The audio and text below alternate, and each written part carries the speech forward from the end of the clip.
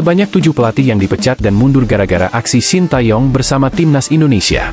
Semenjak ditunjuk sebagai pelatih Timnas Indonesia pada Desember 2019, belasan atau bahkan puluhan tim nasional pernah dihadapi Shin Tae-yong di berbagai kelompok umur maupun senior. Berkat kecakapan Shin Tae-yong dalam mengolah strategi, ada sejumlah pelatih tim lawan yang harus menerima palu pemecatan efek hasil buruk melawan Timnas Indonesia. Lantas, siapa saja pelatih yang dimaksud? Berikut 7 pelatih yang dipecat dan mundur gara-gara aksi Shin Tae-yong bersama Timnas Indonesia. 7. Damien Hertog, Timnas Arab Saudi U19. Pelatih asal Belanda, Damien Hertog, menjadi korban keganasan pertama Shin Tae-yong.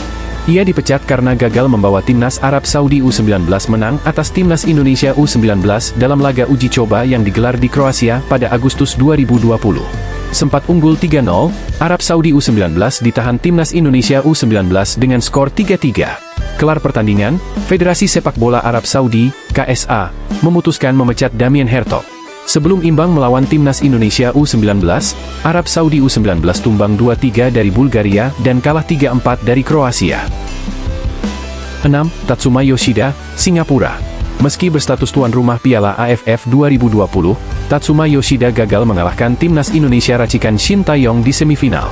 Setelah bertemu 2 kali di semifinal yang dilangsungkan di National Stadium, The Lions, julukan Singapura, kalah agregat 3-5. Setelah kekalahan itu, Tatsuma Yoshida memilih meninggalkan jabatan pelatih Timnas Singapura. 5. Tan Cheng Ho, Malaysia. Malaysia sempat superior di bawah asuhan Tan Cheng Ho pada periode 2018 hingga 2019. Di bawah tangan dinginnya, Malaysia lolos ke final Piala AFF 2018 dan tampil ciamik di laga-laga awal babak kedua kualifikasi Piala Dunia 2022 zona Asia, termasuk menang 3-2 atas Timnas Indonesia di SUGBK. Namun, memasuki tahun 2021, performa Timnas Malaysia menurun, termasuk kalah 1-4 dari Timnas Indonesia di matchday pamungkas Grup B Piala AFF 2020. Kekalahan itu membuat Timnas Malaysia gagal lolos ke semifinal Piala AFF 2020. Beberapa hari setelah turnamen kelar, pelatih berkacamata ini memutuskan meninggalkan jabatan pelatih Timnas Malaysia. 4. Vidislav Levica, Kuwait. Timnas Indonesia secara luar biasa menang 2-1 di markas Kuwait, tepatnya di matchday pertama Grup A babak ketiga kualifikasi Piala Asia 2023. Hasil itu yang kemudian membuka jalan Timnas Indonesia lolos ke Piala Asia 2023, tepatnya setelah menang 7-0 atas Nepal. Bagaimana dengan Kuwait? Wakil Asia Barat ini gagal lolos ke Piala Asia 2023. Vidislav Levica yang berpaspor Republik Ceko pun harus puas dipecat setelahnya. 3. Dinh Nam, Timnas Vietnam U20. Dinh Nam harus rela melihat Timnas Vietnam U20 kalah 2-3 dari Timnas Indonesia U20 racikan Shin Tae-yong di kualifikasi Piala Asia U20 2023. Untung bagi Timnas Vietnam U20, mereka tetap lolos ke Piala Asia U20 2023 sebagai satu dari 5 runner-up terbaik. Namun, ketika Timnas Vietnam U20 ambil bagian di Piala Asia U20 2023, jabatan pelatih tak lagi dipegang Dinh Nam. Kursi pelatih kemudian diisi pelatih berpengalaman, Hoang Anh Tuan.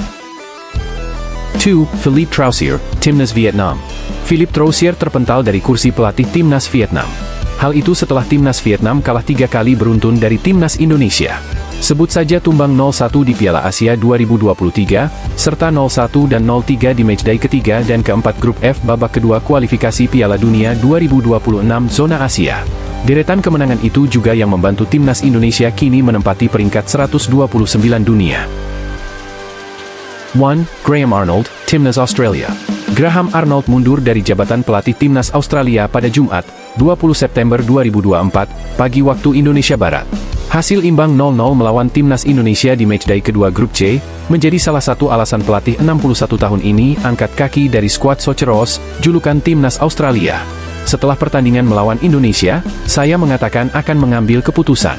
Setelah melakukan refleksi mendalam, hati saya mengatakan inilah waktunya untuk perubahan, baik untuk diri saya sendiri maupun Timnas Australia, kata Graham Arnold, dikutip dari laman Socceroos. Bagaimana menurut kalian? Inilah harga pasaran Justin Matthew menjadi sorotan pencinta sepak bola tanah air. Sebab, pemain berdarah Indonesia ini dikabarkan kepincut mengisi lini depan Timnas Indonesia di babak ketiga kualifikasi Piala Dunia 2026 zona Asia. Seperti diketahui, lini serang Timnas Indonesia masih tumpul dalam beberapa laga yang dijalani. Untuk itu, pada laga-laga selanjutnya babak ketiga kualifikasi Piala Dunia 2026 zona Asia, timnas Indonesia membutuhkan sosok penyerang yang lebih tajam. Menariknya, belum lama ini muncul nama Justin Matthew yang seakan siap dinaturalisasi menjadi warga negara Indonesia.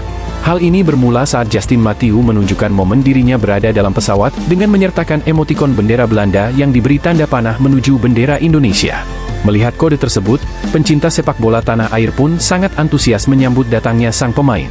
Terlebih Justin Matthew memiliki kemampuan dan pengalaman yang sangat mumpuni. Justin Matthew merupakan pemain kelahiran Goirle, Belanda, 12 April 1996. Posisi utamanya adalah seorang gelandang serang. Namun, ia juga biasa ditempatkan sebagai pemain sayap maupun striker saat tim mengalami deadlock. Dari segi pengalaman, Justin Matthew sudah sangat kenyang. Tercatat, ia pernah bermain di beberapa kompetisi di Eropa mulai dari Liga Belanda, Liga Kroasia, hingga kini bermain untuk FC Noah di Liga Armenia. Bahkan, ia pernah menjadi juara di kasta kedua Liga Belanda pada 2013 hingga 2014 bersama Willem II. Sebagai seorang pemain pos penyerangan, pemain berusia 28 tahun ini juga memiliki statistik yang cukup mumpuni. Total, Justin Matthew telah memainkan 298 laga bersama semua klub yang dibelanya dengan torehan 59 gol dan 43 assist. Catatan terbaiknya saat bermain untuk tim top OSS di Liga 2 Belanda. Selama di tim tersebut, Justin Matthew berhasil mencetak 31 gol dan 22 assist dalam 130 pertandingan. Terbaru, calon pemain timnas Indonesia ini juga mencetak 4 gol dan 7 assist dalam 35 laga di musim debutnya bersama FC Noah. Meski memiliki statistik yang cukup apik, harga pasaran Justin Matthew terbilang murah, yakni hanya 4,78 miliar rupiah saja. Harga pasar tertingginya berada di angka 6,95 miliar rupiah yang sempat ia raih pada saat ia bermain untuk HNK Gorica pada 2019 lalu dan Top OSS pada 2022 lalu. Bagaimana menurut kalian? Jairo Riedewald pasang bendera Indonesia, kian dekat bela Garuda. Gelandang bertahan milik klub kasta teratas Liga Belgia, Royal Antwerp, Jairo Riedewald memasang bendera Indonesia di bio Instagram miliknya. Ex-gelandang klub Premier League Crystal Palace itu menyematkan bendera merah putih di bio Instagram tanpa embel-embel kalimat lain. Hal itu jelas menjadi isyarat nyata Jairo Riedewald semakin dekat untuk memperkuat timnas Indonesia. Pemain kelahiran 9 September 1996, 27 tahun, itu diketahui memiliki darah Indonesia dari neneknya yang berasal dari Ambon. Keputusan Riedewald memasang bendera Indonesia di profil Instagram membuat pernyataan dari PSSI perihal rencana menambah pemain naturalisasi mungkin segera jadi kenyataan.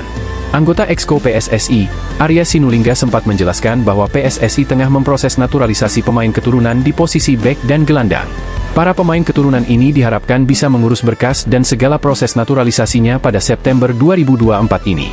Jadi mereka akan datang ke Indonesia itu saat jeda internasional FIFA Matchday, kata Arya Sinulinga dalam kanal YouTube-nya beberapa waktu lalu. Jadi akan kita lihat nanti siapa yang akan hadir. Karena baru bisa diproses September. Setelah itu baru proses kembali ke Kemenpora, Kemenkumham, naik ke Presiden habis itu ke DPR. Kelvin Verdonk solid, bek timnas Indonesia dipuji media Belanda. Kelvin Verdonk makin nyaman mengunci posisi kiri NEC Nijmegen. Dalam 3 pertandingan Liga Belanda, Verdonk selalu jadi andalan pelatih Rogier Meijer. Terakhir, pada laga pekan ketiga dia sukses membawa timnya mengalahkan PSV Zwolle pada laga yang digelar di Goffert Stadion. Sempat diterpa rumor kepindahan dari Nijmegen, sang pemain membuktikan kesetiaannya bersama timnya tersebut. Dia disebut sebagai aset klub meski kontraknya baru akan berakhir tahun depan. Media asal Belanda, Forza NEC, memberikan sorotan khusus pada Kelvin Verdonk. Mereka menilai bahwa penampilan Verdonk jadi salah satu yang paling stabil untuk mengisi pos bek kiri. Hal ini membuat pelatih Meijer tidak ragu memberikan tempat utama untuk sang pemain. Sang bek kiri merupakan salah satu faktor paling stabil dalam tim Rogier Meijer musim lalu. Mungkin berharap dapat melakukan transfer di musim panas ini, tulis laporan Forza NEC. Sebelumnya, spekulasi kepindahan bek timnas Indonesia ini sempat muncul. Pasalnya, dia sempat menolak proposal perpanjangan kontrak bersama Nijmegen. Namun, berkomitmen untuk tetap menyelesaikan tugasnya di sana dan belum memikirkan tawaran lain. Pekan ini dia mengindikasikan bahwa dia berharap untuk tetap bersama NEC. Hal tersebut juga baik untuk Nijmegen, lanjut media tersebut. Salah satu keunggulan Verdonk adalah aksinya yang sering membantu sektor penyerangan. Beberapa kali dia bisa memberikan solusi saat Nijmegen dalam kesulitan menciptakan peluang. Hal ini yang jadi keunggulannya dan Nijmegen membutuhkan sosok tersebut. Secara khusus, kualitasnya dalam membangun serangan sangatlah penting. Terutama selama Philip Sandler belum pulih dari cederanya, tutupnya. 5 pemain timnas Indonesia dengan followers Instagram terbanyak. Pemain timnas Indonesia kebanjiran pengikut di media sosial, Instagram. Siapa penggawa skuad Garuda dengan jumlah follower paling banyak? Martin Paes, Mees Hilgers, dan Eliano Reijers menjadi deretan pemain baru yang mendapat berkah itu. Paes sudah menjalani debut bersama timnas Indonesia, pengikutnya naik signifikan, sebanyak 478.132 atau 69,6% dalam sebulan terakhir dalam data yang dilansir oleh Instract. Hal yang sama terjadi pada Hilgers dan Eliano. Sejak diperkenalkan menjadi calon pemain timnas yang baru, followers Hilgers bertambah 376.489 atau naik 199,1%. Sedangkan Eliano menambah 244.737 atau sebanyak 408%. Di antara pemain yang sudah membela timnas, berikut ini deretan pemain dengan jumlah followers paling banyak di Instagram. 5 pemain timnas dengan follower terbanyak di Instagram. 1. Egy Maulana Fikri. Egy Maulana Fikri ada di posisi kelima. Pemain Dewa United itu mempunyai pengikut sebanyak 3,3 juta di Instagram. Bersama timnas, Egy sudah mencatatkan sebanyak 31 caps. Dia mencetak 9 gol. Yang terakhir, Egy membantu Indonesia menang 1-0 atas Vietnam. 2. Marcelino Ferdinand. Pemain berikutnya dengan follower terbanyak ada Marcelino Ferdinand. Pesepak bola Oxford United itu mempunyai 4 juta pengikut di Instagram. Marcelino sudah bermain sebanyak 27 kali untuk timnas senior. Dia membukukan 3 gol untuk Indonesia. 3. Rafael Struijk. Rafael Struijk juga menjadi pemain timnas Indonesia dengan jumlah pengikut 4 juta. Dia memang idola kaum Hawa sejak bermain di Piala Asia 2023. Bersama Indonesia, Struijk sudah bermain sebanyak 16 kali untuk timnas senior. Dia belum mampu membukukan gol. 4. Asnawi Mangkulam. Asnawi Mangkulam Bahar menjadi pemain dengan jumlah pengikut sebanyak 4,2 juta. Dia pernah menjadi andalan di sisi kanan pertahanan. Pemain Port FC itu sudah mencatatkan sebanyak 45 laga bersama timnas senior. Dia mencetak 2 gol. 5. Pratama Arhan. Pratama Arhan menjadi pemain timnas dengan jumlah pengikut paling banyak. Pemain Suwon FC itu mempunyai sebanyak 8,8 juta follower di Instagram. Bersama timnas senior, Arhan sudah bermain sebanyak 46 kali. Meski berposisi sebagai fullback, dia sudah menyumbangkan 3 gol. Bagaimana menurut kalian? Diasingkan timnas Indonesia, Elkan Bagot dapat pesan penting dari Erick Thohir. Ketua Umum PSSI, Erick Thohir, kembali buka suara soal nasib Elkan Bagot yang kini diabaikan oleh timnas Indonesia. Seperti diketahui, bek 21 tahun itu tak kunjung dilirik pelatih Shin Tae-yong sejak diduga menolak panggilan membela timnas U23 Indonesia pada playoff Olimpiade 2024, Juni-Mei lalu. Elkan sudah melewatkan 2 FIFA Matchday beruntun, termasuk putaran ketiga kualifikasi Piala Dunia 2026 zona Asia. Padahal, timnas Indonesia saat ini sedang butuh suntikan bek tengah menyusul absennya Jordi Amat, cedera. Alih-alih memanggil Elkan, Shin Tae-yong lebih memilih 2 bek yang merumput di Liga Domestik, yakni Muhammad Ferrari dan Wahyu Prasetyo. Perang dingin yang berlarut ini membuat banyak yang mempertanyakan masa depan Elkan Bagot bersama timnas Indonesia. Apalagi skuad Garuda akan kedatangan calon bek tengah baru, Mees Hilgers, FC Twente, yang sudah mendapatkan lampu hijau untuk menjalani proses naturalisasi. Tapi, Erick Thohir mengatakan, pintu timnas Indonesia buat Elkan Bagot sebenarnya belum tertutup. Sang pemain hanya perlu membuka diri dan menurunkan egonya untuk kembali. Ya tentu Elkan harus membuka diri. Saya lihat Elkan ini pemain potensial buat Indonesia. Tetapi, kembali saya ingatkan, kita itu di tim nasional permainan tim, tidak bisa hanya satu pemain, ujarnya. Elkan sendiri juga harus punya komitmen kalau mau bangun timnas. Kita cari kecocokanlah, tidak usah saling ego. Coach Shin Tae-yong prinsipnya ya, dia punya kebijakan yang keras, dan saya harus hormati itu, lanjut Erick. Sosok yang juga Menteri BUMN itu mengingatkan bahwa Elkan sebenarnya punya peluang besar untuk mencapai banyak hal bersama timnas Indonesia. Itu akan sangat sayang jika disia-siakan. Saya yakin kesempatan Elkan untuk berprestasi dengan timnas Indonesia jauh lebih besar dibandingkan kesempatannya gabung ke timnas negara lain. Saya rasa ada value tersendiri bergabung dengan timnas Indonesia, mungkin Elkan juga perlu pikirkan itu, kata Erick Thohir. Keputusan memang ada di Elkan Bagot. Sejauh ini, banyak pihak sudah buka suara, kecuali dirinya.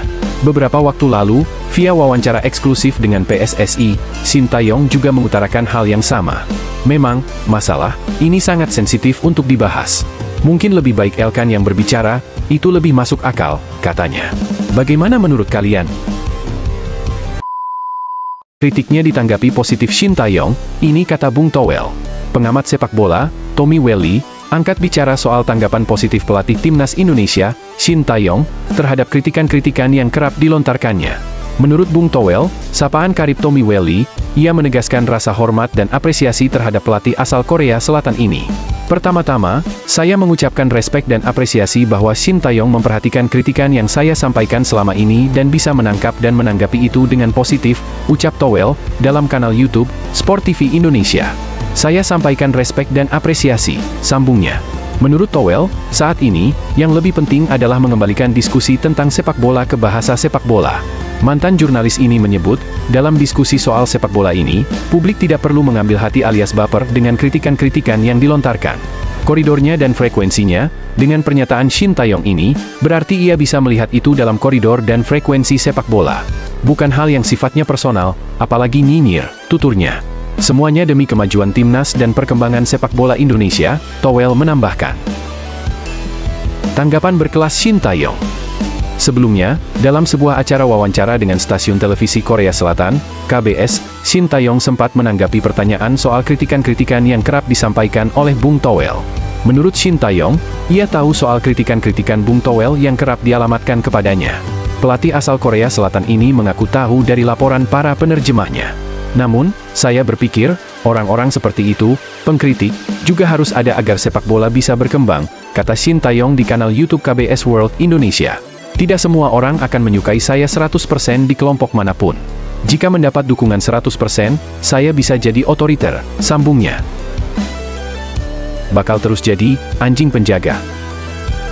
Lebih lanjut, Towel menegaskan bahwa ia akan terus menjalankan perannya sebagai anjing penjaga. Ia memastikan bakal terus memberikan kritik dan masukan. Menurut Towel, ada kalanya ia memberi sudut pandang berbeda. Namun, perbedaan ini, sambungnya, akan memperkaya wawasan. Sesakit-sakitnya dikritik, dimaki, atau dicemooh sekitar 80.000 penonton di GBK, lebih sakit kalau sepak bola itu nggak ditonton sama sekali, ungkap Towel. Jadi, situasi ini, kita harus menganggap kritik sebagai sebuah energi positif untuk membangun, tandasnya. Bagaimana menurut kalian? Efek menganggur 3 bulan, jatah starter Marcelino Ferdinand diserobot Witan Sulaiman. Marcelino Ferdinand belum mencapai match fitness untuk dipasang sejak menit awal, Witan Sulaiman menjadi starter di Arab Saudi. Shin Tae-yong melakukan penyesuaian di lini tengah sebagai dampak situasi Marcelino Ferdinand di level klub. Pelatih Korea Selatan baru saja memperlihatkan kejeniusan saat timnas Indonesia mengimbangi Arab Saudi. Shin Tae-yong menampilkan formasi 5-4-1, dengan hanya 2 pemain jebolan Liga 1 sebagai starter. Rizky Ridho bermain di lini belakang, dan Witan Sulaiman bertindak sebagai winger. Dipasangnya Witan sebagai starter sedikit menyalahi pemilihan Shin Tae-yong dalam beberapa bulan terakhir. Lini tengah Indonesia sebelumnya memiliki gelandang lokal yang pasti bermain, yaitu Marcelino Ferdinand. Wonderkid 19 tahun itu selalu menjadi starter sejak laga uji coba melawan Libya pada Januari. Rentetan start Marcelino berlanjut hingga 9 pertandingan beruntun di Piala Asia 2023 hingga kualifikasi Piala Dunia 2026 bulan Juni. Dalam kondisi terbaik, ia merupakan penyedia fantasi di lini tengah yang dipenuhi gelandang disiplin semacam Tom Hayi atau Ivar Jenner. Sayangnya sejak terakhir kali bertanding melawan Filipina pada 11 Juni, Marcelino praktis menganggur. Ia menikmati libur off-season pada Juni, lalu KMSK DINZ tidak memperpanjang kontraknya pada Juli. Dalam skenario terbaik, Marcelino langsung menemukan klub baru untuk berlatih pada Juli. Sayangnya skenario itu tak terjadi, dan ia baru bergabung Oxford United pada akhir Agustus. Marcelino praktis hanya berlatih kurang dari 2 pekan bersama Oxford, bahkan belum sempat diberi kesempatan bertanding. Laga Indonesia versus Arab Saudi berjarak hampir 3 bulan dari pertandingan kompetitif terakhir Marcelino. Kondisi itu membuat Shin Tae-yong menampilkan Witan Sulaiman di tempat yang seharusnya diisi Marcelino. Witan sudah bertanding 3 pertandingan bersama Persija musim ini, sehingga berada dalam kondisi fisik lebih baik. Marcelino kentara belum mencapai match fitness saat masuk sebagai pengganti melawan Arab Saudi. Pergerakan tanpa bola Marcelino cenderung statis, bahkan tak memberi pressing saat pemain Arab Saudi melepas tembakan jarak jauh yang untungnya ditepis Martin Paes. Rasanya Marcelino masih perlu mempertajam sentuhan dan menebalkan stamina di Oxford sebelum menjadi starter lagi pada laga-laga berikutnya. Bagaimana menurut kalian? Hasil laga grup C bikin publik Vietnam mengakui kekuatan timnas Indonesia yang membuat Asia ketakutan. Publik Vietnam salah satu yang antusias menantikan hasil timnas Indonesia di putaran ketiga kualifikasi Piala Dunia 2026. Lewat salah satu media lokalnya, Vietnam menyebut timnas Indonesia saat ini telah berhasil membuat seluruh sepak bola Asia ketakutan. Sepak bola Indonesia membuat seluruh Asia ketakutan. Indonesia telah menunjukkan potensi yang luar biasa, mereka benar-benar bisa menjadi ancaman bagi tim-tim papan atas Asia. Mereka memang tak menjadi unggulan di babak ketiga kualifikasi Piala Dunia 2026. Namun tim besutan Shin Taeyong sudah membuktikannya, menunjukkan kekuatan dengan menahan imbang Arab Saudi di laga tandang, tulis Dantri Phan. Bukan tanpa alasan media Vietnam ini mengatakan demikian, hal itu didasarkan pada pernyataan salah satu bek Arab Saudi.